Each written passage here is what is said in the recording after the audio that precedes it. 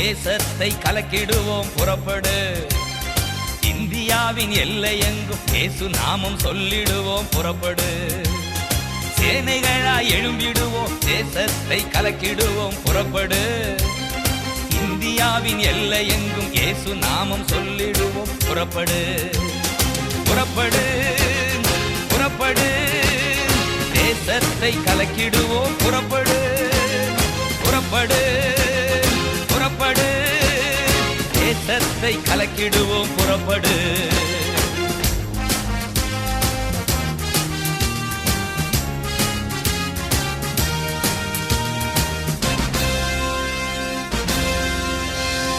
பாதாளம் சென்றிடும் பரிதாப மனிதர்களை தடுக்க வேண்டாமா?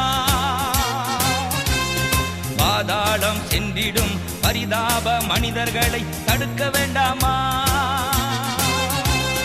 பட்டணங்கள் கிராமங்களில் கட்டப்பட்ட மனிதர்களை அவிழ்க்க வேண்டாமா? பட்டணங்கள் கிராமங்களில் கட்டப்பட்ட மனிதர்களை அவிழ்க்க வேண்டாமா? புறப்படு புறப்படு, தேசத்தை கலக்கிடுவோம் புறப்படு. புறப்படு புறப்படு, தேசத்தை கலக்கிடுவோம் புறப்படு. சேனைகளாய் எழும்பிடுவோம், தேசத்தை கலக்கிடுவோம் புறப்படு. இந்தியாவின் எல்லை எங்கும் இயேசு நாமம் சொல்லிடுவோம் புறப்படு.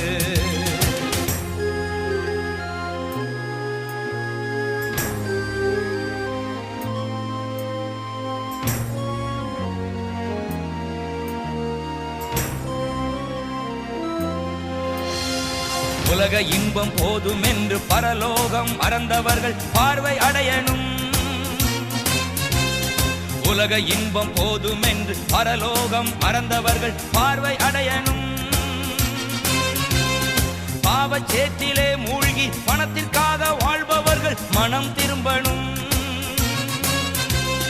பாவச்சேற்றிலே மூழ்கி பணத்திற்காக வாழ்பவர்கள் மனம் திரும்பணும். புறப்படு புறப்படு, தேசத்தை கலக்கிடுவோம் புறப்படு. புறப்படு புறப்படு, தேசத்தை கலக்கிடுவோம் புறப்படு. சேனைகளாய் எழும்பிடுவோம், தேசத்தை கலக்கிடுவோம் புறப்படு. இந்தியாவின் எல்லை எங்கும் இயேசு நாமம் சொல்லிடுவோம் புறப்படு.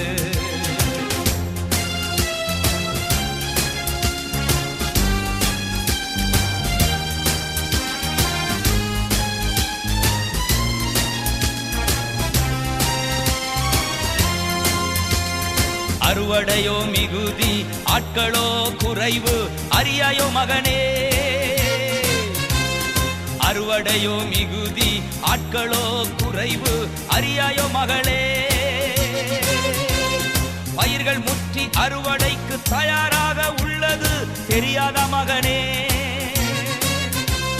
பயிர்கள் முற்றி அறுவடைக்கு தயாராக உள்ளது தெரியாத மகளே. புறப்படு புறப்படு, தேசத்தை கலக்கிடுவோம் புறப்படு. புறப்படு புறப்படு, தேசத்தை கலக்கிடுவோம் புறப்படு. சேனைகளாய் எழும்பிடுவோம், தேசத்தை கலக்கிடுவோம் புறப்படு. இந்தியாவின் எல்லை எங்கும் இயேசு நாமம் சொல்லிடுவோம் புறப்படு.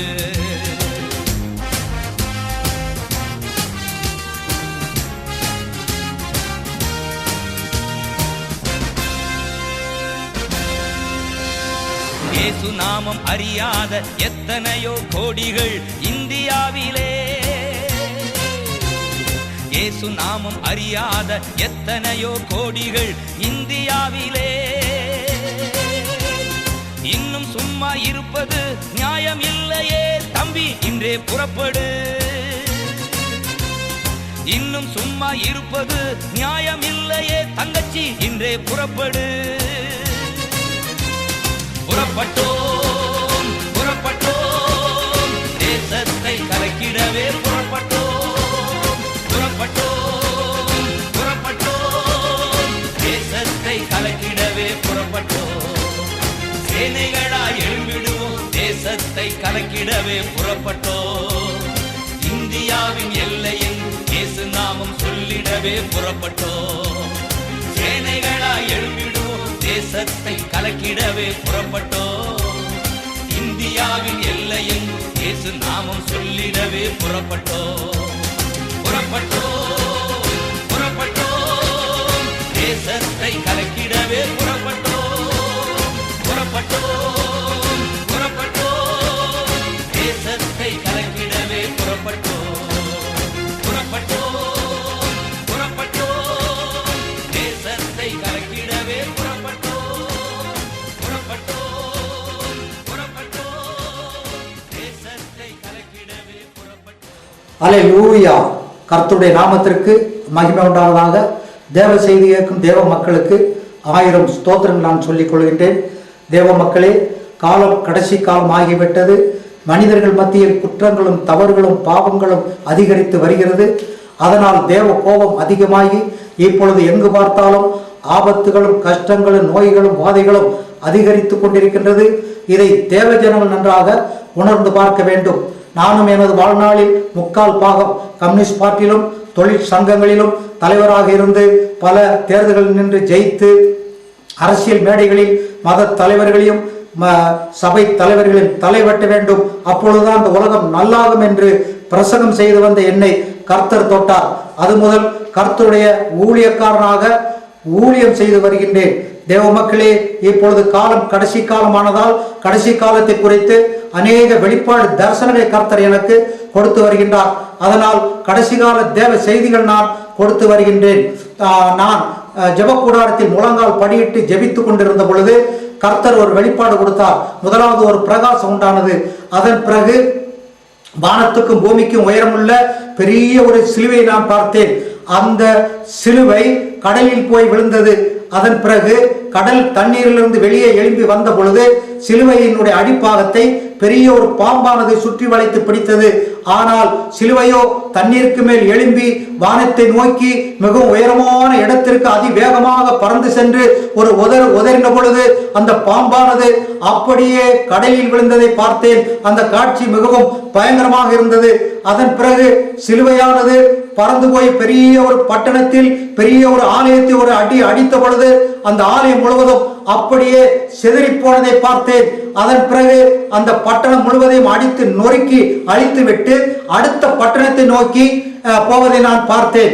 தேவனே, ஏன் இந்த வெளிப்பாட்டை கொடுத்தேன்? இதனுடைய ஆழங்கள் மர்ம ரகசியங்கள் என்ன என்று நான் கண்ணீரோடு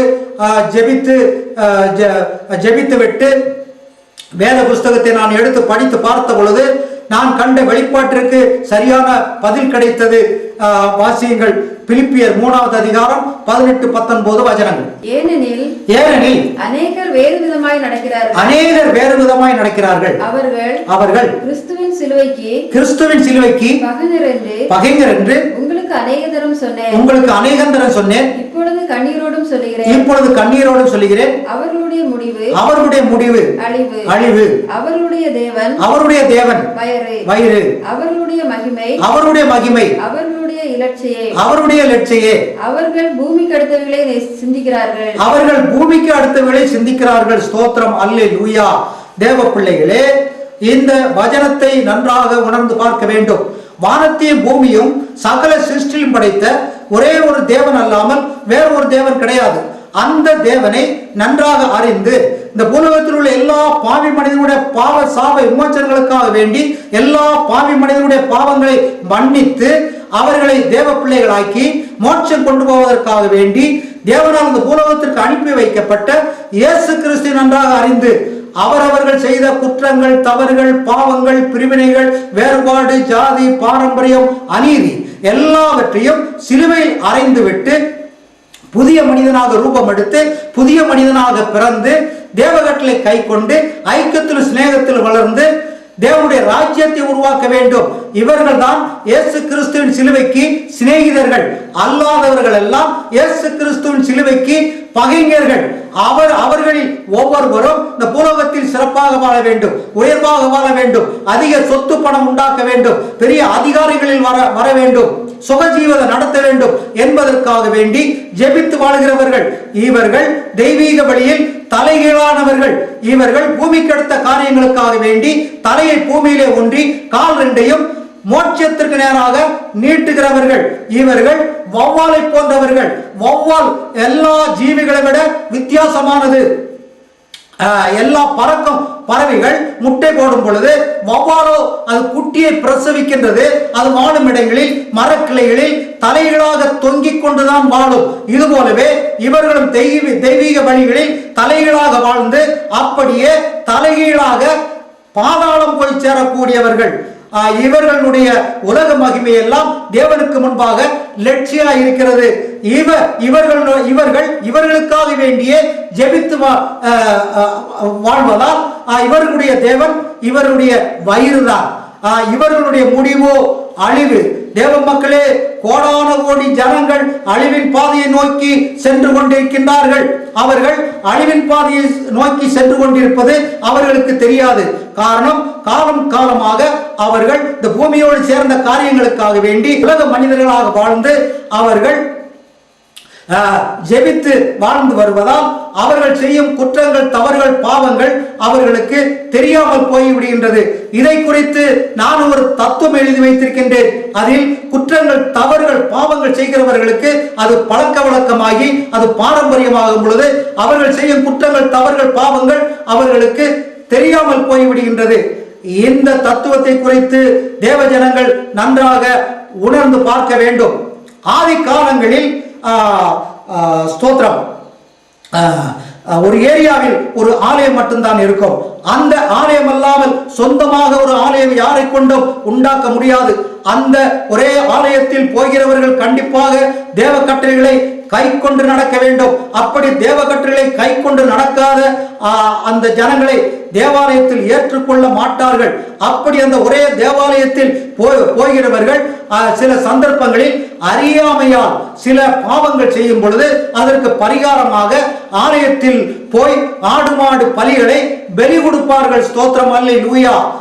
ஆனால் அறிந்து பாவம் செய்யும் பொழுது அவர்களுக்கு ஆலயத்தில் வைத்து கொடூரமான தண்டனை கொடுப்பார்கள். அதனால் எல்லோரும் தேவ பக்தியோடு தேவனுடைய வார்த்தைக்கு கீழ்ப்படிந்து தேவாலயத்திற்கு போய் வருவார்கள். ஆனால் காலங்கள் கடைசி ஆலயத்தில் அடிவாங்கி புறம் தள்ளப்பட்டவர்கள் பல தூரமான இடங்களுக்கு போய் அவர்கள் தேவனுடைய பெயரில் சொந்தமாக பல மதங்களையும் ஸ்தாபனங்களையும் உண்டாக்கினார்கள். ஸ்தோத்திரம், அல்லேலூயா. தேவ மக்களே, அவர்கள் ஸ்தோத்திரம் மதங்களையும் ஸ்தாபனங்கள் வளர்த்தெடுப்பதற்காக வேண்டி சில தந்திரங்களை கையாண்டார்கள். அவர்கள் ஜனங்களை போய் சந்தித்து அவர்களிடம் இந்த உலக பிரகாரமான பூமியோடு சேர்ந்த காரியங்களை எடுத்து சொல்லி அவரவர்களுக்கு தகுந்தால் போல் ஆசீர்வாதமான வார்த்தைகளை எடுத்து சொல்லி ஜெபித்தார்கள். ஜனங்களை கவர்ந்து பிடித்தார்கள். அதனால் அநேக ஜனங்கள் மதங்களிலும் ஸ்தாபனங்களிலும் போய் சேர்ந்தார்கள். இப்படி ஸ்தோத்திரம் மதங்களும் ஸ்தாபனங்கள் வளர்ந்த பொழுது ஸ்தோத்திரம் மதங்களுக்குள் ஸ்தாபனங்களுக்குள் அதிகமான போட்டிகள் உண்டானது. ஜனங்கள் கொடுக்கும் காணிக்கை பணம் எல்லாவற்றையும் வாங்கி அவர்கள் சொத்து பணம் உண்டாக்க தொடங்கினார்கள். ஒரு ஸ்தோத்திரம் தேவ மக்களே, ஒரு உண்மையான ஊழியர் அவர் ஜனங்களுடைய குற்றங்கள், தவறுகள், பாவங்களை எடுத்து சொல்லும் பொழுது அந்த ஜனங்களோ அவரை விட்டு விலகி வேறொரு ஸ்தாபனத்தில் போய் சேர்ந்து கொள்கிறார்கள். ஸ்தோத்திரம். அந்த ஸ்தாபனக்காரர்களும் அவர்களை வரவேற்று சேர்த்துக் கொள்கிறார்கள். காரணம், அவர்களுக்கு ஆள் கூட்டம் தேவை, அவர்களுக்கு காணிக்கை பணம் தேவை. ஸ்தோத்திரம். ஒரு ஊழியர், அதாவது ஒரு ஸ்தாபனத்தில் வேலை செய்யக்கூடிய ஒரு ஊழியர் பல குற்றங்கள் செய்து பல பாவங்கள் செய்து ஸ்தாபனத்துக்கு எதிராகவும் அவர் பல குற்றங்கள் செய்யும் பொழுது ஸ்தாபனத்திலிருந்து அவர் நீக்கப்படுகின்றார். ஆனால் அவர் உடனடியாக அடுத்த ஸ்தாபனத்தில் போய் சேர்ந்து கொள்கிறார். காரணம், அடுத்த ஸ்தாபனக்காரர்கள் அவர்களுக்கு ஆள் தேவை, அவர்கள் ஸ்தாபனம் வளர்க்க ஊழியர் தேவை. ஆகவே அவர்கள் சேர்த்துக் கொள்கின்றார்கள். இப்படிப்பட்ட இந்த ஊழியங்களினால் ஸ்தோத்திரம் தேவ வழிபாடுகள் மொத்தம் நாசமானது. ஸ்தோத்திரம், அல்லேலூயா. தேவ மக்களே, இந்த ஊழியத்தின் மூலமாக அநேக கள்ள தீர்க்கதரிசிகள், அநேக கள்ள போதகர்கள், அநேக கள்ள மத தலைவர்கள் அவர்கள் உண்டானார்கள் என்று வேதம் சொல்லுகின்றது. அப்ப தேவ மக்களே, ஸ்தோத்திரம், இதை குறித்து தேவ ஜனங்கள் நன்றாக உணர்ந்து பார்க்க வேண்டும். கிமு 740 வருஷங்களுக்கு முன்பாக தெய்வீக நாடாகிய யூதா நாட்டை ஆகாஸ் என்ற ஒரு ராஜா ஆண்டு வந்தான். அன்று தேவன் யூதா நாட்டிற்கு அதிகமான செல்வ செழிப்புகளை கொடுத்திருந்தார். ஆனால் அந்த செல்வ செழிப்புகளின் மூலமாக கொழுத்து போன ஆகாஸ் ராஜாவோ அவன் தேவகட்டளை கை கொள்ளாமல் அநேக குற்றங்கள், தவறுகள், பாவங்கள் செய்தான். ஸ்தோத்திரம். அதனால் அந்த நாட்டில் அநேக குற்றங்கள், தவறுகள், பாவங்களும் ஜனங்கள் மத்தியில் பெருகினது. குற்றம் செய்யக்கூடியவர்களுக்கு தகுந்த தண்டனை கொடுக்காமல் இருந்த காரணத்தினால் அநேக ஜனங்கள் ராஜாவை வாழ்த்தி ராஜாவுக்கு பின்னால் போக தொடங்கினார்கள். ராஜாவுக்கு ஆதரவு கொடுத்து வந்தார்கள். அதே நேரத்தில் தேவ ஊழியம் செய்து வந்த ஆசாரன்மாரை புறம் தள்ளினார்கள். அவர்கள் சொல்வதை யாரும் கேட்பதில்லை. அதனால் பிழைக்க வேற வழி இல்லாமல் ஆசாரியர்களும் ஜனங்களுக்கு பின்னால் போக தொடங்கினார்கள். ஸ்தோத்திரம், அல்லேலூயா. அப்ப தேவ மக்களே, அவர்கள் ஜனங்களை கண்டு அவர்களுக்காக வேண்டி உலக பிரகாரமான காரியங்களை, பூமியோடு சேர்ந்த காரியங்களை எடுத்து சொல்லி அவரவர்களுக்கு தகுந்தாற்போல் ஆசீர்வாதமான வார்த்தைகளை எடுத்து சொல்லி ஜெபித்தார்கள். அப்படி ஜெபித்து விட்டு அவர்கள் கொடுக்கும் காணிக்கை பணம் எல்லாம் வாங்கி அதிகமான சொத்து பணம் உண்டாக்க தொடங்கினார்கள். இதனால் ஆசாரியர்கள் மத்தியில் ஐக்கியம் குலைந்தது. மாதம் ராஜாவுக்கு சம்பளத்தை வாங்கி கொண்டு ராஜாவுக்கு கீழ்ப்பட்டார்கள். அதனால் ஸ்தோத்திரம், அன்று தெய்வீக வழிபாடுகள் முழுவதும் யூதா நாட்டில் வழிதவறி போனது. அன்று ஸ்தோத்திரம், இந்த காரணங்களினால் அநேக கள்ள தீர்க்கதரிசிகள், அநேக கள்ள போதகர்கள், அநேக கள்ள தலைவர்கள், அநேக கள்ள அதிகாரிகள் அவர்கள் வளர்ந்தார்கள். ஸ்தோத்திரம். நாடு கெட்டது, நாடு நாசமானது. ஸ்தோத்திரம், அல்லேலூயா. நாட்டிலே நீதி கிடையாது, நியாயம் கிடையாது. ஸ்தோத்திரம். நீதியை தேடுகிறவன் ஒருவனும் இந்த நாட்டில் இல்லாமல் போனான். ஸ்தோத்திரம். சத்தியத்தை தேடுகிறவன் ஒருவனும் இல்லாமல் போனான். இதை கண்ட ஏசாயா தீர்க்கதரிசி யூதா நாட்டிற்கு எதிரான சொன்ன வார்த்தையை வாசியுங்கள். ஏசாயா தீர்க்கதரிசி புஸ்தகம் 59 4வது வசனம். நீதியை தேடுகிறவனும் இல்லை, நீதியை தேடுகிறவனும் இல்லை, சத்தியத்தின்படி வழக்காடுகிறவனும் இல்லை, சத்தியத்தின்படி வழக்காடுகிறவனும் இல்லை, மாயை நம்பி அபத்தமானதை பேசுகிறார்கள், தீமையை கற்பம் தரித்து அக்கிரமத்தை பெறுகிறார்கள்.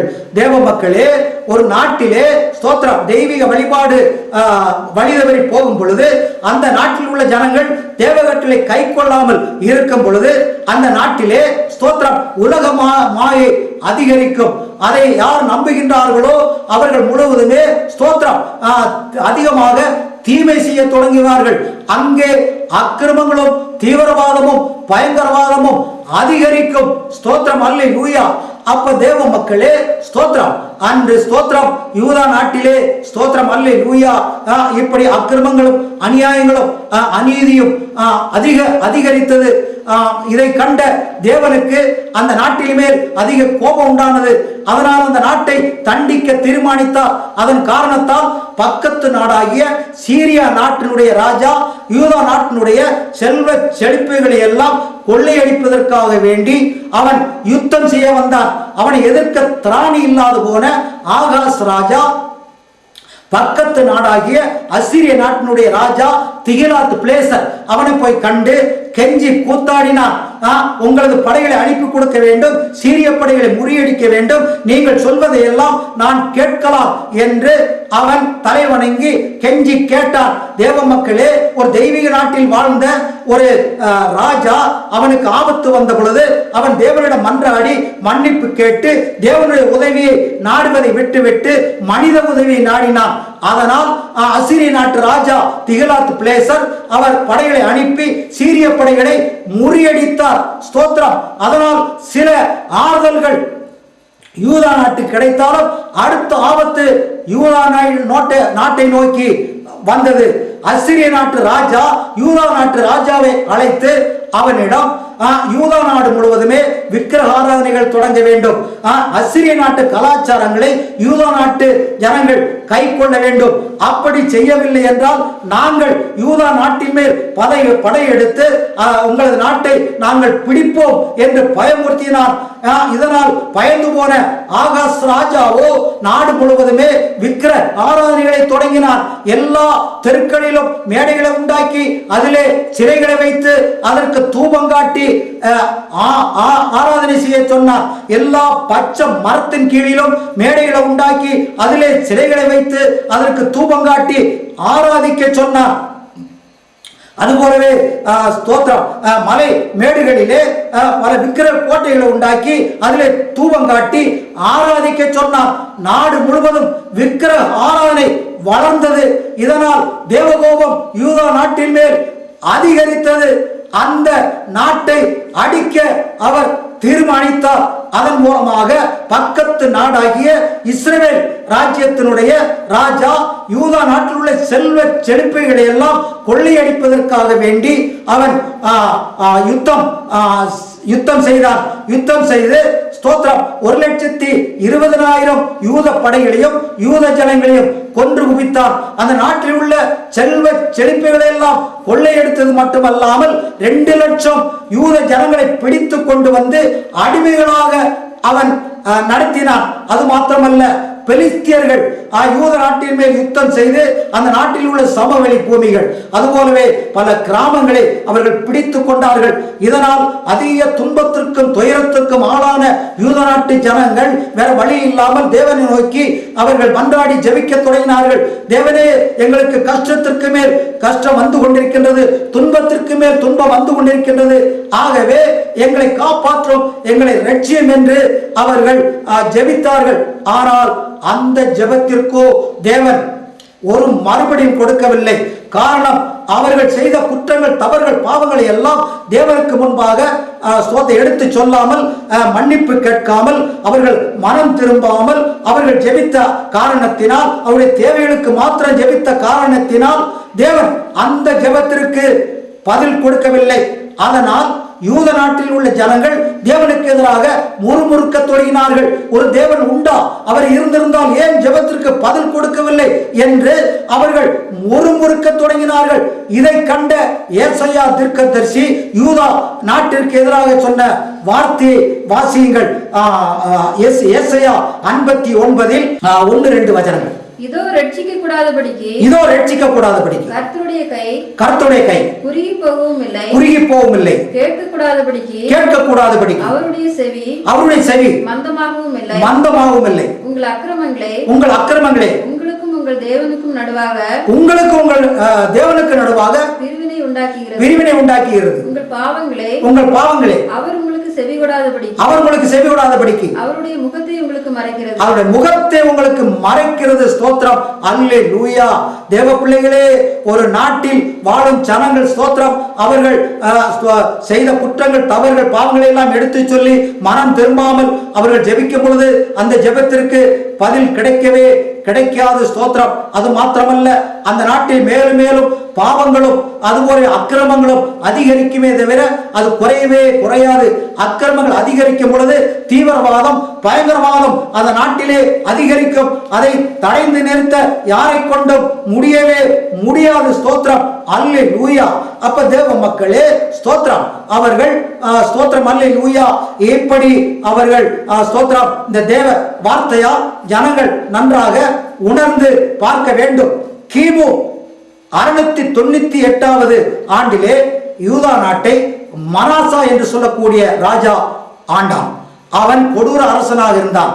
அவன் தேவகட்டளை கை கொள்ளாமல் தேவனுக்கு எதிராக அவன் நடந்தான். அது மாத்திரமல்ல, ஸ்தோத்திரம், அந்த நாட்டில் உள்ள தேவாலய மண்டபங்கள் எல்லாம் எடுத்து அதிலே விக்கிரக கோட்டைகளை உண்டாக்கி அதிலே தூபம் காட்டி ஆராதித்து வந்தான்.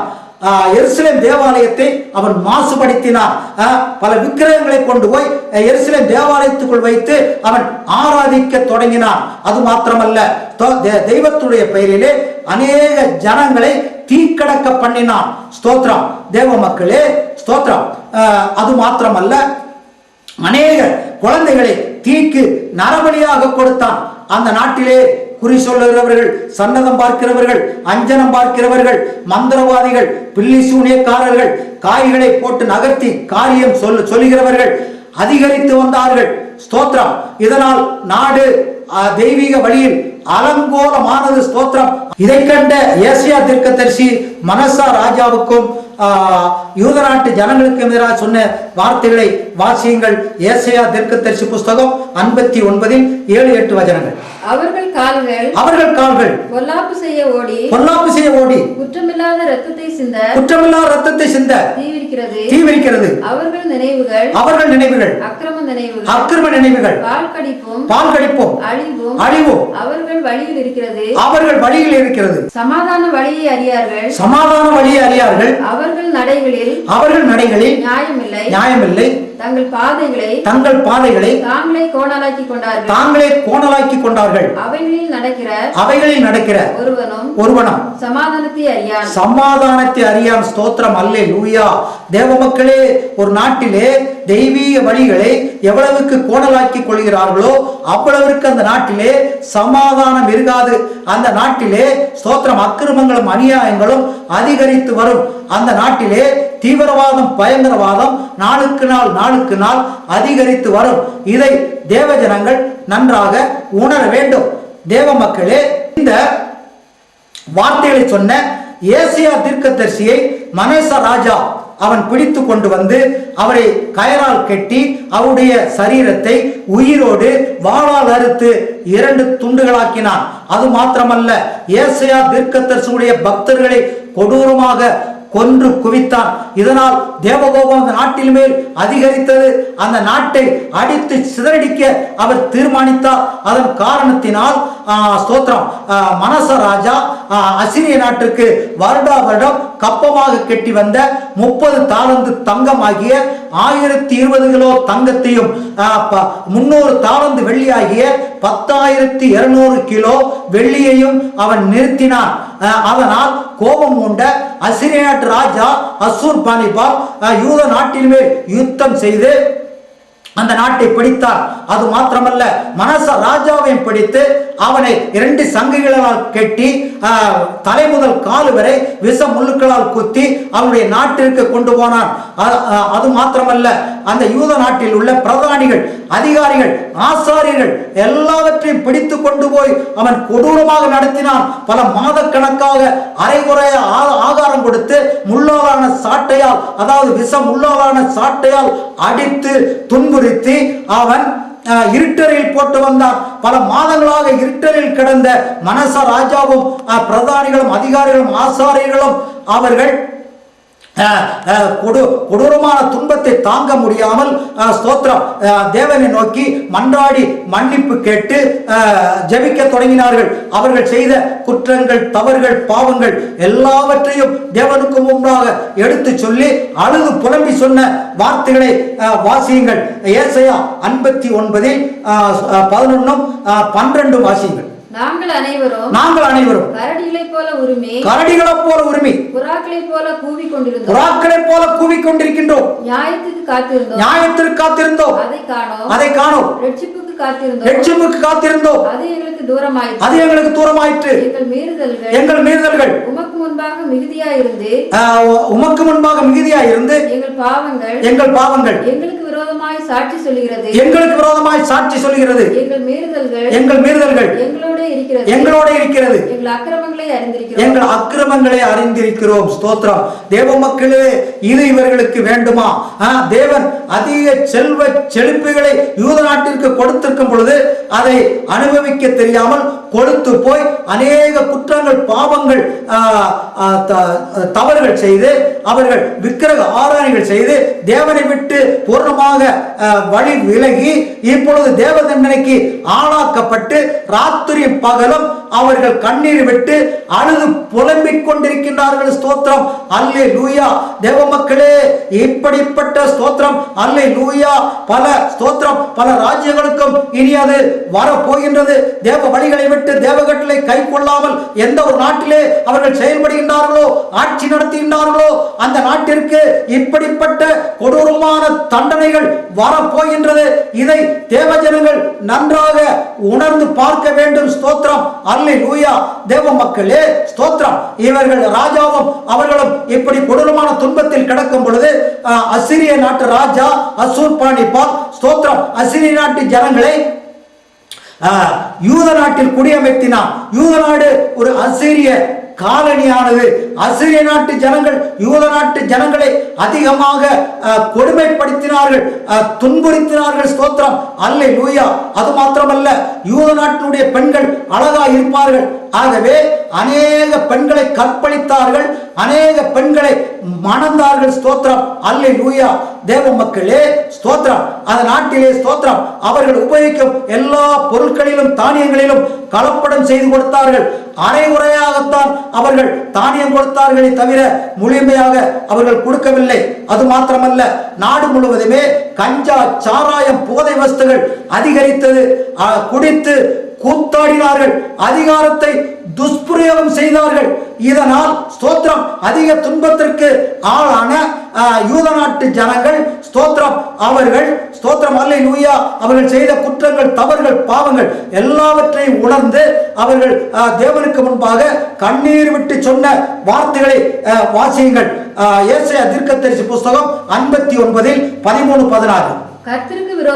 கர்த்தருக்கு விரோதமாய் துரோகம் பண்ணி பொய் பேசி எங்கள் தேவனை விட்டு பின்வாங்கினோம் கொடுமையாகவும் கலகமாகவும் பேசினோம் கள்ள வார்த்தைகளை கற்பந்தரித்து இருதயத்திலிருந்து பிறக்க பண்ணினோம் நியாயம் பின்னிட்டு அகன்றது நீதி தூரமாய் நின்றது சத்தியம் வீதியிலே இடறி யதார்த்தம் வந்து சேராமல் போயிற்று. ஸ்தோத்திரம், அல்லேலூயா. தேவ மக்களே, கர்த்தருக்கு விரோதமாக அவர்கள் ஜனங்கள் செயல்பட்டார்கள். அதனால் இன்றைக்கு ஸ்தோத்திரம் அல்லேலூயா அவர்கள் கொடூர துன்பத்தில் கிடந்து அழுது புலம்பி ஜெபித்துக் கொண்டிருக்கின்றார்கள். இது இவர்களுக்கு வேண்டுமா? தேவ மக்களே ஸ்தோத்திரம் அவர்கள் அதிக செல்வ செழிப்புகளை கொடுத்திருந்த பொழுது அதை நல்ல முறையில் அனுபவித்து தேவ வார்த்தைகளை கை கொண்டு அவருடைய நாமத்திற்கு மகிமை உண்டாக்குவதை விட்டுவிட்டு அவர்கள் வேற வழியில் போனதனால் அவர்கள் இப்படிப்பட்ட அதிகமான துன்பத்திற்கு அவர்கள் ஆளானார்கள். ஸ்தோத்திரம், அல்லேலூயா. தேவ மக்களே, இன்றைக்கு அநேக நாடுகளில் ஸ்தோத்திரம் அதே போலவே அநேக குடும்பங்கள் ஸ்தோத்திரம் தேவன் கொடுத்த அந்த நன்மைகளை ஸ்தோத்திரம் அனுபவிக்க தெரியாமல் ஸ்தோத்திரம் அவர்கள் உலகத்திற்காக வாழ்ந்து பல தேவ வழிகளை விட்டு விலகி அவர்கள் விக்கிர ஆராதனைகள் செய்து வருவதனால் அவர்களுக்கு அநேக கொடூரமான தண்டனைகள் வரப்போகின்றது. ஸ்தோத்திரம், அல்லேலூயா. காலங்கள் கடைசி காலமாகிவிட்டது. இந்த காலத்தில் கொடுக்க வேண்டிய செய்திகள் நாங்கள் கொடுத்து கொண்டிருக்கின்றோம். இதை தேவ ஜனங்கள் நன்றாக உணர வேண்டும். ஸ்தோத்திரம், தேவ மக்களே, இப்படி யூத நாட்டிலே ஜனங்கள் கொடூர துன்பத்திற்கு ஆளாகி கிடக்கும் பொழுது அசீரிய நாட்டிலே மனாச ராஜாவையும் அதுபோலவே அவனை சார்ந்தவர்களையும் கொடூர துன்பத்திற்கு ஆளாக்கினார்கள். அவருடைய கழுத்திலே கலப்பையை கட்டி வயலிலே உழச் செய்தார்கள். சரியாக வேலை செய்யவில்லை என்றால் ஊசி முனையாலான தார்க்கம்பால் குத்துவார்கள். அது மட்டுமல்ல, விஷ முள்ளாலான சாட்டையால் அடிப்பார்கள். சரீரம் முழுவதும் ரத்தமாக ஒழுகும். அப்படி அவர்களை கொண்டு வந்து அரைகுறையாக ஆகாரம் கொடுத்து அவர்களை இருட்டறையில் போட்டு வந்தார்கள். இப்படி இருட்டையில் கடந்து கொண்டு அவர்கள் தொடர்ந்து தேவனோடு ஜெபித்து வருகிறார்கள். காரணம் வேற வழி கிடையாது. ஸ்தோத்திரம், அல்லேலூயா. தேவ மக்களே, அவர்கள் அழுது புலம்பி சொன்ன வார்த்தைகளை வாசியுங்கள். ஏசாயா 59:9-10 வசனங்கள்.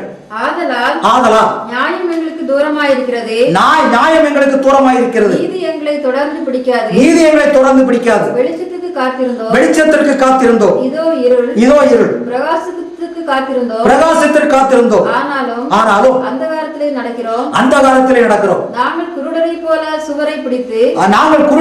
சுவரை பிடித்து கண்ணில்லாதவர்களைப் போல தடவுகிறோம். இரவில் இடறுகிறது போல பட்ட பகலிலும் இடறுகிறோம். செத்தவர்களைப் போல் பாலிடங்களில் இருக்கிறோம். ஸ்தோத்திரம், அல்லேலூயா. தேவ மக்களே, அவர்கள் செத்தவர்களைப் போல் வாழும் இடங்களில், அதாவது இருட்டறையில் கிடந்து அவர்கள் அழுது புலம்பி ஜெபித்துக் கொண்டிருக்கின்றார்கள். ஸ்தோத்திரம். ஒரு நாட்டிலே தேவ வழிகளை விட்டு ஸ்தோத்திரம் உலக மனிதர்களாக வாழும் பொழுது அந்த நாட்டில் உள்ள ஜனங்களுக்கெல்லாம் இப்படிப்பட்ட தண்டனை உண்டாகும். அது மட்டுமல்ல, அந்த நாட்டை ஆளக்கூடியவர்களுக்கும் அதி கொடூரமான தண்டனைகள் வரப்போகின்றது. ஸ்தோத்திரம், அல்லேலூயா.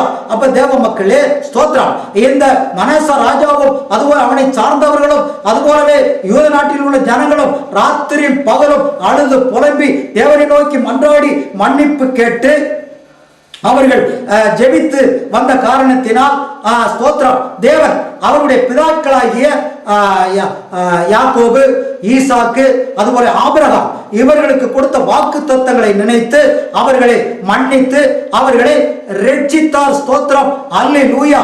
வாசியுங்கள், லேவியராகமம் 26வது அதிகாரம் 41, 42 வசனங்கள். அவர்கள் எனக்கு எதிர்த்து நடந்தபடியினால் நானும் அவர்களுக்கு எதிர்த்து நடந்து அவர்களுடைய சத்துருக்களின் தேசத்திலே அவர்களை கொண்டு போய் விட்டதையும் அறிக்கையிட்டு விருத்த சேதனம் இல்லாத தங்கள் இருதயத்தை தாழ்த்தி தங்கள் அக்கிரமத்துக்கு கிடைத்த தண்டனையை நியாயம் என்று ஒத்துக்கொண்டால் நான் யாக்கோபோடே பண்ணின என் உடன்படிக்கையும் ஈசாக்கோடே பண்ணின என் உடன்படிக்கையும் ஆபிரகாமோடே பண்ணின என் உடன்படிக்கையும் நினைப்பேன். தேசத்தையும் நினைப்பேன். ஸ்தோத்திரம், அல்லேலூயா.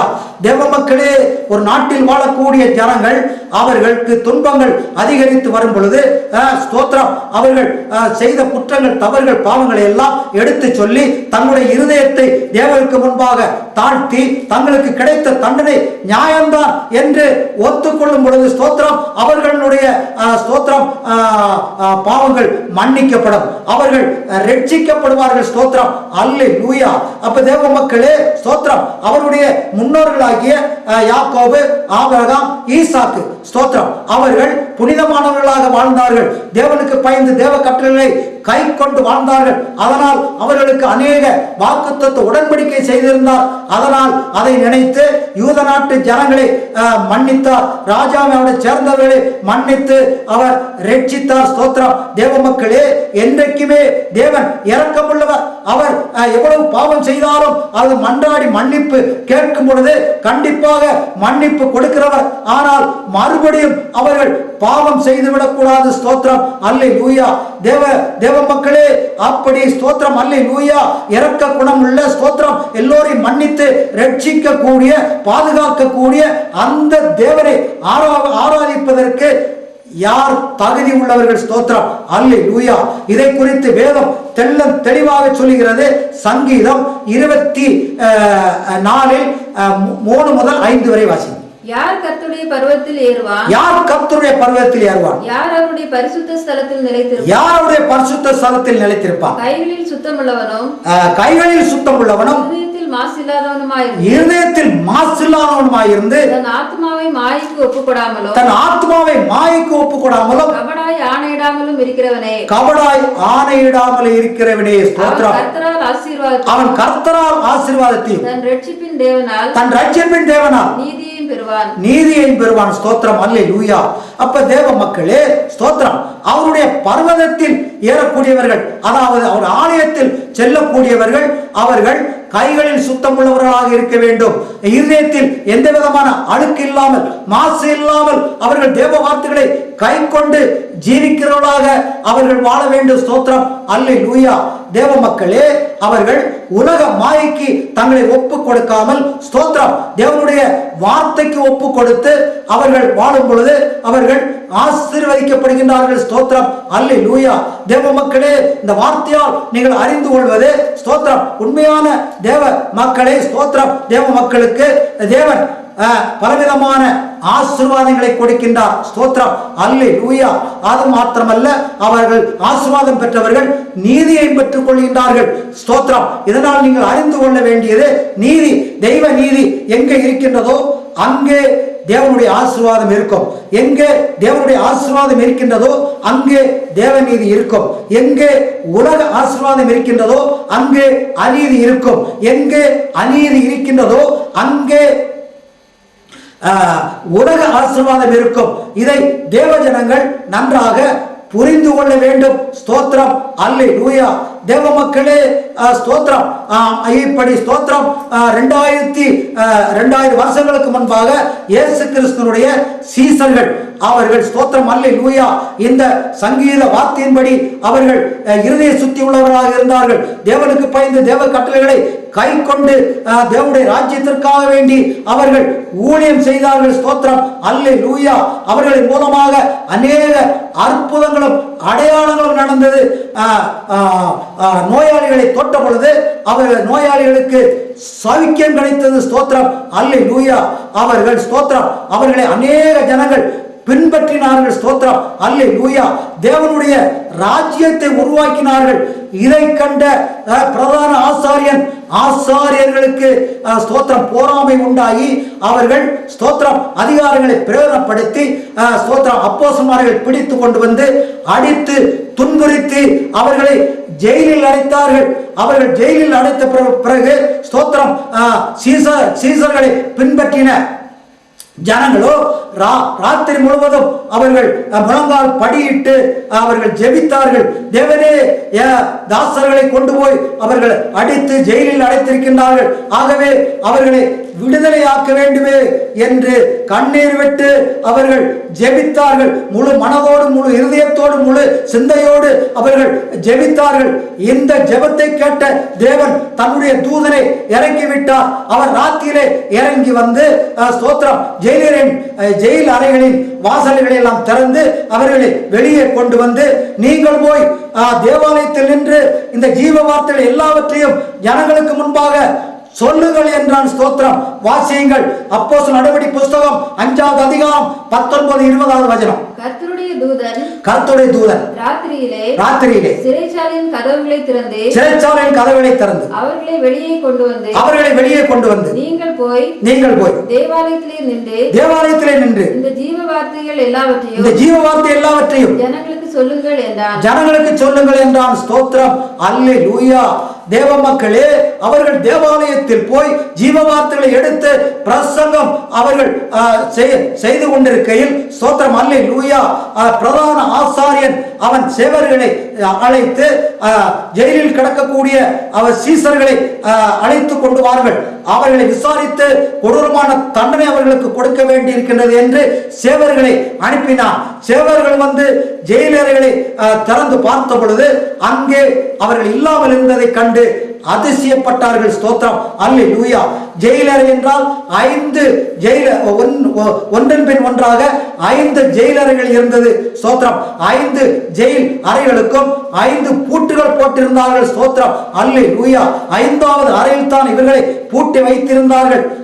ஸ்தோத்திரம், அந்த 5 அறைகளிலும் காவல்காரர்கள் ராத்திரி பகலும் காவல் காத்து வந்தார்கள். ஸ்தோத்திரம், அல்லேலூயா. ஆகவே அந்த சேவர்கள் காவல்காரனை விசாரித்தார்கள், எப்படி இவர்கள் தப்பி போனார்கள் என்று. அவர்களோ எங்களுக்கு தெரியாது என்று சொன்னார்கள்.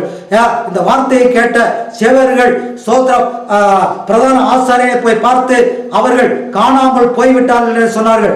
எப்படி காணாமல் போனார்கள் என்று அவன் அதிசயப்பட்டு கொண்டிருக்கக்கூடிய வேளையில் ஒருவன் ஓடி வந்து, ஐயோ, அவர்கள் தேவாலயத்திலே அவர்கள் தேவனுடைய வார்த்தையை சொல்லி பிரசங்கம் செய்து கொண்டிருக்கின்றார்கள் என்று சொன்னான். உடனே பிரதான ஆசாரியன் சேவர்களை அனுப்பி அவர்களை அழைத்து கொண்டு வா என்று அனுப்பி வைத்தார். அவர்களோ ஸ்தோத்திரம் தேவாலயத்தில் போய் அவர்களை அழைத்த பொழுது ஸ்தோத்திரம் ஜனங்களை கண்டு பயந்து, ஜனங்கள் கல்லறிவார்கள் என்று பயந்து அவர்களை தந்திரமாக அன்பான வார்த்தைகளை சொல்லி சீசர்களை அழைத்து கொண்டு வந்தார்கள். ஸ்தோத்திரம், அல்லேலூயா. தேவ மக்களே, ஸ்தோத்திரம், பிரதான ஆசாரியன் அவன் இயேசு கிறிஸ்து சீசர்களை விசாரித்தான். நீங்கள் எப்படி தப்பி போனீர்கள்? நீங்கள் இயேசுவினுடைய நாமத்தை வார்த்தை நாட்டில் எங்கும் பேசக்கூடாது என்று நாங்கள் உங்களுக்கு கட்டளையிட்டு ஈட்டிருந்தோம். ஆனால் இயேசுவின் இரத்தப்பழியை எங்கள் மேல் சுமத்த பார்க்கிறீர்களா? ஆகவே இனி யூத நாடு எங்குமே இயேசுவின் நாமத்தை குறித்து நீங்கள் பிரசங்கம் செய்யக்கூடாது, இந்த நாட்டை விட்டு போய்விட வேண்டும் என்று அவன் கட்டளை கொடுத்தான். இதை கேட்ட இயேசு கிறிஸ்துவின் சீசர்களோ அவருக்கு பயப்படாமல் அவர்கள் சொன்ன வார்த்தையை வாசியுங்கள். அப்போஸ்தலர் நடவடிக்கை புஸ்தகம் 5வது அதிகாரம் 29-30. அதற்கு பேதுருவும் மற்ற அப்போஸ்தலர்களும் மனுஷருக்கு கீழ்ப்படுகிறதை பார்க்கிறோம் தேவனுக்கு கீழ்ப்படுகிறதே அவசியமாயிருக்கிறது. நீங்கள் மரத்திலே தூக்கி கொலை செய்த இயேசுவை நம்முடைய பிதாக்களின் தேவன் எழுப்பி இஸ்ரவேலுக்கு மனம் திரும்புதலையும் பாவ மன்னிப்பையும் அருளுகிறதற்காக அவரை அதிபதியாகவும் இரட்சகராகவும் தமது வலது கரத்தினால் உயர்த்தினார். ஸ்தோத்திரம், அல்லேலூயா. தேவ மக்களே ஸ்தோத்திரம். இயேசு கிறிஸ்துவும் ஸ்தோத்திரம் மனிதனுடைய அதிகாரத்திற்கு கீழ்ப்படாமல் தேவனுடைய அதிகாரத்திற்கு கீழ்ப்பட்டு தேவனுடைய வார்த்தையின்படி அவர்கள் ஊழியம் செய்தார், அநேக அற்புதம் அடையாளம் செய்தார். ஆகவே அவரையும் பிடித்து கொண்டு போய் ஸ்தோத்திரம் அவரை கொடூரமாக சிலுவையில் அறைந்து கொண்டார்கள். ஆனால் தேவனோ அவரை 3வது நாளாக அவரை உயிர்ப்பித்து எழுப்பினார். ஸ்தோத்திரம், அல்லேலூயா. காரணம், தேவ மக்களே, பிரதான ஆசாரியர்களும் அதுபோலவே இந்த நாட்டை சார்ந்தவர்களும் உயிர்த்தெழுதலை குறித்து விசுவசிக்காமல் இருந்தார்கள். உயிர்த்தெழுதல் இல்லை என்று அவர்கள் சொல்லி வந்தார்கள். ஸ்தோத்திரம், அல்லேலூயா. ஆகவே தேவன் இயேசுவை 3வது நாளாக உயிரோடு எழுப்பினார். ஸ்தோத்திரம், அல்லேலூயா. இதை பார்த்து யூத ஜனங்களும் இஸ்ரவேல் நாட்டு ஜனங்களும் ஸ்தோத்திரம், அல்லேலூயா, மனம் திரும்ப வேண்டும். அவர்கள் செய்த குற்றங்கள், தவறுகள், பாவங்கள் எல்லாவற்றையும் உணர்ந்து பாவ மன்னிப்பு பெற வேண்டும். ஸ்தோத்திரம், அல்லேலூயா. அப்படி பாவ மன்னிப்பு பெறும் பொழுது ஸ்தோத்திரம் அவர்கள் ரட்சிக்கப்படுவார்கள். ஸ்தோத்திரம், அல்லேலூயா. தேவ மக்களே ஸ்தோத்திரம் இயேசு கிறிஸ்துவை ஸ்தோத்திரம், அல்லேலூயா. தேவன் ஸ்தோத்திரம் இஸ்ரவேலினுடைய பாவ மன்னிப்பிற்காக வேண்டி ஸ்தோத்திரம், அல்லேலூயா, ஸ்தோத்திரம் அவளை ரட்சிப்பதற்காக வேண்டி அவர்களை ஸ்தோத்திரம் பரலோகம் கொண்டு போவதற்காக வேண்டி அவரை அதிபதியாக இரட்சகராக தனது வலதுகளை உயர்த்தினார் என்று வேத வார்த்தை சொல்லுகின்றது. ஸ்தோத்திரம், அல்லேலூயா. அப்ப தேவ மக்களே ஸ்தோத்திரம் இயேசு கிறிஸ்து எப்படி அவர் உயிரோடு எழும்பி போனாரோ அதுபோலவே இனி திரும்பி வர போகின்றார். ஸ்தோத்திரம், அல்லேலூயா. அதற்குள்ள எல்லாவித லட்சணங்களும் நடந்து வருகின்றது. ஸ்தோத்திரம், தேவ மக்களே, அவருடைய வருகையிலே ஸ்தோத்திரம் அதிபயங்கரமான கொடூரமான துன்பங்கள் ஸ்தோத்திரம் இந்த பூமியிலே உண்டாகும். ஸ்தோத்திரம் எல்லா ஜனங்களும் துன்பத்திற்கு ஆளாவார்கள். ஸ்தோத்திரம், அல்லேலூயா. அந்த நேரத்திலே ஸ்தோத்திரம் இஸ்ரவேல் ஜனங்கள் ஸ்தோத்திரம் அதுபோலவே யூத நாட்டைச் சேர்ந்த ஜனங்கள் ஸ்தோத்திரம், அல்லேலூயா, ஸ்தோத்திரம் அவர்கள் மன்றாடி ஜெபிப்பார்கள். ஸ்தோத்திரம், அல்லேலூயா. தேவ மக்களே, அவர்கள் யூத நாடு என்று சொல்லும் பொழுது இன்றைக்கு அந்த யூத நாடு கிடையாது, அது பாலஸ்தீன நாடாக இருக்கின்றது. ஸ்தோத்திரம், அல்லேலூயா. இவர்கள் ஸ்தோத்திரம் தேவனை நோக்கி மன்றாடி ஜெபிப்பார்கள். மேசியாவே, நீர் வேகம் வர வேண்டும், நாங்கள் பயங்கரமான துன்பத்திற்கு ஆளாக்கப்பட்டிருக்கின்றோம், எங்களை காப்பாற்றும், எங்களை இரட்சியும் என்று ஸ்தோத்திரம் அவர்கள் மன்றாடி ஜெபிப்பார்கள். அவர்கள் செய்த குற்றங்கள், தவறுகள், பாவங்கள் எல்லாம் எடுத்து சொல்லி மன்னிப்பு கேட்பார்கள். ஸ்தோத்திரம், அல்லேலூயா.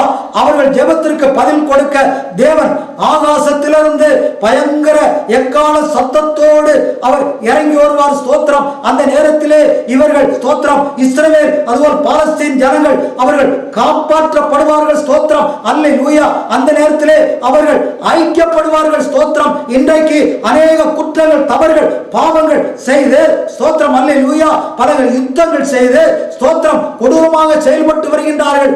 ஆனால் கடைசி காலத்திலோ ஸ்தோத்திரம், அல்லேலூயா, ஸ்தோத்திரம் அவர்கள் மேசியா என்ற கிறிஸ்துவால் அவர்கள் ஆசீர்வதிக்கப்படுவார்கள். ஸ்தோத்திரம், அல்லேலூயா. அவர்கள் பாதுகாக்கப்படுவார்கள் என்று வேதம் சொல்லுகின்றது. ஸ்தோத்திரம் தேவ மக்களே, ஸ்தோத்திரம் காலங்கள் கடைசி காலமாகிவிட்டது, இனி காலங்கள் இல்லை. ஸ்தோத்திரம், அல்லேலூயா. உலகம் முழுவதுமே இன்றைக்கு ஜனங்கள் மத்தியிலே குற்றங்களும் தவறுகளும் பாவங்களும் அதிகரித்து வருகிறது. உலகத்திற்காக வேண்டி, இந்த பூமியோடு சேர்ந்த காரியங்களுக்காக வேண்டி ஜெபித்து வாழ்ந்து வருகின்றார்கள். அதற்காக வேண்டிய ஸ்தோத்திரம் மதங்களும் ஸ்தாபனங்களும் சபைகளும் செயல்பட்டு வருகின்றது. ஸ்தோத்திரம், அல்லேலூயா, ஸ்தோத்திரம். தேவ மக்களே, இதனால் தேவகோபம் இன்னைக்கு அதிகரித்து ஆபத்துகளும் கஷ்டங்களும் நோய்களும் பாதைகளும் அதிகரித்து கொண்டிருக்கின்றது. இதை தேவ ஜனங்கள் நன்றாக உணர்ந்து பார்க்க வேண்டும். ஸ்தோத்திரம். தேவ மக்களே, ஒரு இந்த கடைசி காலத்திலே நாட்டை ஆளக்கூடியவர்கள் மத்தியிலும் குற்றங்களும் தவறுகளும் பாவங்களும் அநீதி அநியாயம் அக்கிரமங்கள் அதிபயங்கரமாக அதிகரித்து வருகிறது. அதனால் தேவகோபம் இன்றைக்கு அதிகரித்து கொண்டிருக்கின்றது. ஸ்தோத்திரம். ஒரு நாட்டை ஆளக்கூடியவர்கள் மத்தியிலும் அந்த நாட்டில் வாழக்கூடியவர்கள் மத்தியிலும் ஸ்தோத்திரம் குற்றங்கள் தவறுகள் பாவங்கள் பெருகும் பொழுது தேவகோபம் அந்த நாட்டின் மேல் அதிகமாகும். ஸ்தோத்திரம், அல்லேலூயா. இன்று ஸ்தோத்திரம் அந்த கோபம் அதிகமாக இருக்கின்றது. அதனால் ஸ்தோத்திரம், அல்லேலூயா, இனி சில காலங்களுக்குள் அதிக கொடூரமான துன்பத்திற்கு மக்கள் ஆளாக போகின்றார்கள். ஸ்தோத்திரம், அல்லேலூயா. இயற்கையில் பெரிய மாற்றம் உருவாக தொடங்கிவிட்டது. ஸ்தோத்திரம். தேவ மக்களே, ஸ்தோத்திரம், நோய்க்கு மேல் நோய்கள் வர தொடங்கிவிட்டது. ஸ்தோத்திரம், அல்லேலூயா. கொடூரமான காற்றுகள் வர தொடங்கிவிட்டது. கொடூரமான பூமி குலுக்கங்கள் வாரா வாரம் பூமி குலுக்கங்கள் வர தொடங்கிவிட்டது. ஸ்தோத்திரம், அல்லேலூயா. ஆகவே தேவ மக்களே, ஸ்தோத்திரம், இது மாத்திரமல்ல, இனி அநேக ஆபத்துகள் வாதைகளும் வரப்போகின்றது. ஆகவே இதையெல்லாம் தேவ ஜனங்கள் நன்றாக உணர்ந்து ஸ்தோத்திரம் தேவனுடைய ராஜ்யத்தை உண்டாக்க தேவனுடைய வார்த்தைகள் தேவனுடைய கட்டளைகள் எல்லாம் கை கொண்டு ஐக்கியத்துடன் சிநேகத்தில் வளர்ந்து தேவனுடைய ராஜ்யத்தை உண்டாக்க வேண்டும். ஸ்தோத்திரம். இயேசு கிறிஸ்துவின் வருகையிலே அவரோடு சேர்ந்து போக தயாராக வேண்டும். ஸ்தோத்திரம், அல்லேலூயா. தேவ மக்களே, இதற்கு நீங்கள் தயாராக வேண்டும். ஸ்தோத்திரம், அல்லேலூயா. தேவ மக்களே, இவ்வளவு நேரமாக நீங்கள் செய்தியை கேட்டீர்கள் அல்லவா? இந்த செய்தியை கேட்டு நீங்கள் ஸ்தோத்திரம் இந்த செய்தியை உணர்ந்து ஸ்தோத்திரம், அல்லேலூயா, தேவனுடைய ராஜ்யத்தை உருவாக்குங்கள். அவருடைய நாமத்திற்கு மகிமை உண்டாக்குங்கள். சாட்சியாக வாழுங்கள். உங்களுக்காக வேண்டி ஒரு நிமிஷம் நான் ஜெபித்து முடிக்கின்றேன். ஸ்தோத்திரம் கர்த்தாவே, ஸ்துதிக்கிறோம் அப்பா. அப்பா, திருநாமத்துக்கு கர்த்தாவே இந்த இடத்தில் மகிமை உண்டாகட்டும். அப்பா, இந்த கடைசி கால தேவ செய்தியை கொடுப்பதற்குள்ள கிருபையை கொடுத்தீரே, உமக்கு நன்றி கர்த்தாவே. அப்பா, இப்பொழுது கர்த்தாவே இந்த உலகம் முழுவதும் குற்றங்கள் தவறுகள் பாவங்கள் அதிகரித்து வருகிறது. அதனால் உமது கோபம் அதிகரித்து வருகின்றதே கர்த்தாவே. அநேக ஆபத்துகள் வந்து கொண்டிருக்கின்றதே. இதை தேவ செய்தி கேட்ட ஜனங்கள் நன்றாக உணர்ந்து ஸ்தோத்திரம் தேவ கட்டளை கை கொண்டு ஐக்கியத்திலும் சிநேகத்திலும் வளர்ந்து ஸ்தோத்திரம் தேவனுடைய நாமத்திற்கு மகிமை உண்டாக இவர்களை ஆசீர்வதிங்க கர்த்தாவே. தேவ செய்தி கேட்ட இந்த ஜனங்களோடு ஸ்தோத்திரம் இந்த இடத்திலும் உமது கிருபை தங்கி இருக்கட்டும். எல்லா கன மகிமை நாங்கள் உமக்கே செலுத்துகிறோம். இயேசு கிறிஸ்து நாமத்தில் பிதாவே.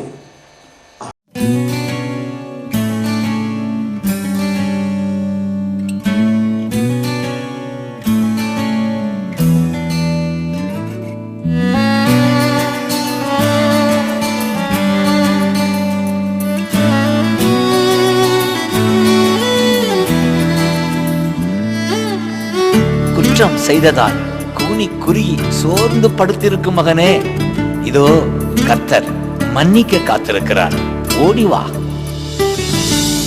அப்பாவும் பாதம் அமர்ந்து விட்டே, அன்பின் தகப்பன் நீர்தானையா. செய்த பாவங்கள் கண் முன்னே வருந்துகிறேன் நான் கண்ணீரோடு. அப்பாவும் பாதம் அமர்ந்து விட்டே, அன்பின் தகப்பன் நீர்தானையா. செய்த பாவங்கள் கண் முன்னே வருந்துகிறேன் நான் கண்ணீரோடு. என்னை கழுவி கழுவி தூய்மையாக்கும் கல்வாரி இரத்தத்தாலே நான் பனியை போல வெண்மையாவே, முற்றிலும் வெண்மையாவே. இசையா இசையா இசையா இசையா. தேவனே, உமது கிருபையின்படியே எனக்கு இறங்கும் அப்பா. உமது மிகுந்த இரக்கங்களின்படி என் மீறுதல்கள் நீங்க என்னை சுத்திகரியும் ஐயா.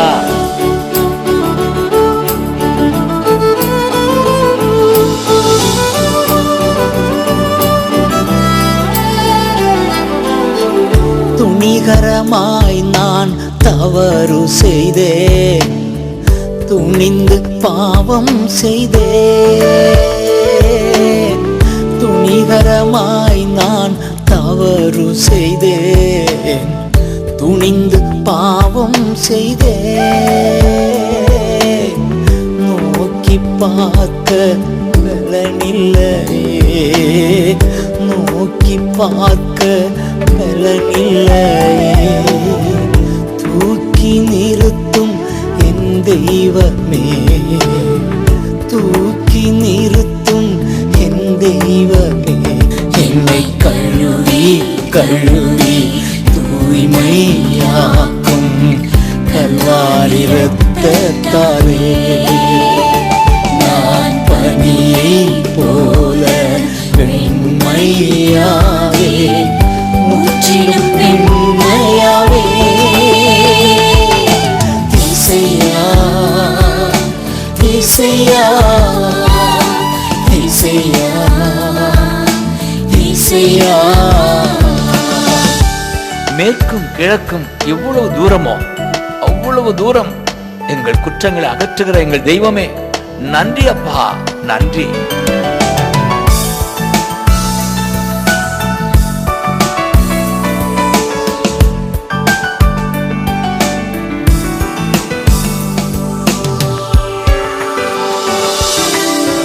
கிழக்கு மேற்கு உள்ள தூரம் உந்தன் இரக்கம் உயர்ந்ததையா.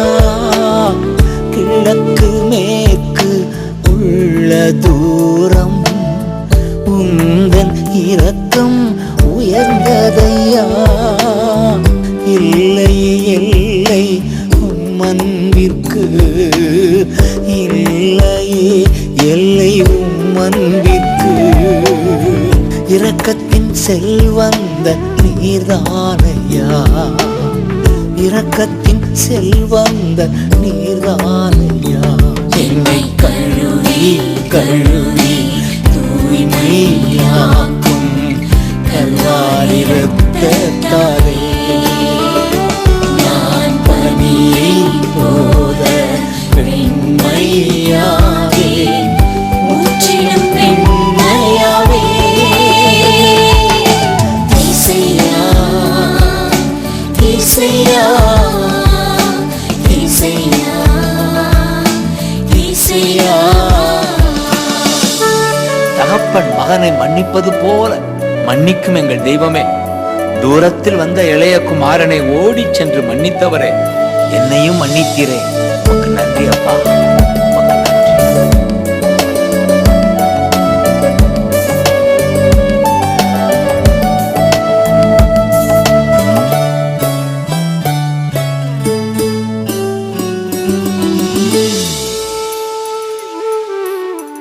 என் குற்றங்கள் நீர் நினைவு கூர்ந்தால் உம் முன்னே நிற்க முடியாதையா. என் குற்றங்கள் நீர் நினைவு கூர்ந்தால் உம் முன்னே நிற்க முடியாதையா. தகப்பன் மகனை மன்னிப்பது போல், தகப்பன் மகனை மன்னிப்பது போல் மன்னிக்கும் தெய்வம் நீர்தானையா. மன்னிக்கும் தெய்வம் நீர்தானையா. என்னை கழுவி கழுவி தூய்மையாக்கும் கல்வாரி இரத்தத்தாலே. நான் பனியை போல வெண்மையாவே, முற்றிலும் வெண்மையாவே. இசையா இசையா இசையா இசையா. நீதிமானாய் வாழ வேண்டும், பாவங்களுக்கு நாங்கள் மரிக்க வேண்டும் என்பதற்காக உடைய உடலில் எங்கள் பாவங்கள் எல்லாம் சுமந்தீரே, ரத்தம் சிந்தினீரே. நன்றி அப்பா, நன்றி.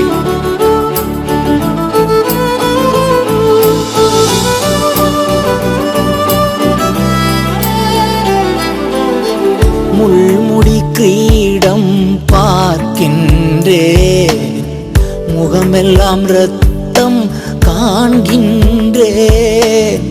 முள்முடி கிரீடம் பார்க்கின்றே, முகமெல்லாம் இரத்தம் காண்கின்றே. ஜீவன் தந்தல்லோ மீட்டீரையா, ஜீவன் தந்தல்லோ மீட்டீரையா. தேவனே நான் என்ன சொல்வேன், தேவனே நான் என்ன சொல்வேன். என்னை கழுவி கழுவி தூய்மையாக்கும் கல்வாரி இரத்தத்தாலே நான் பனியை போல வெண்மையாவே, முற்றிலும் வெண்மையாவே. இசையா இசையா இசையா இசையா. அப்பா உன் பாதம் அமர்ந்து விட்டேன், அன்பின் தகப்பன் நீர்தானையா.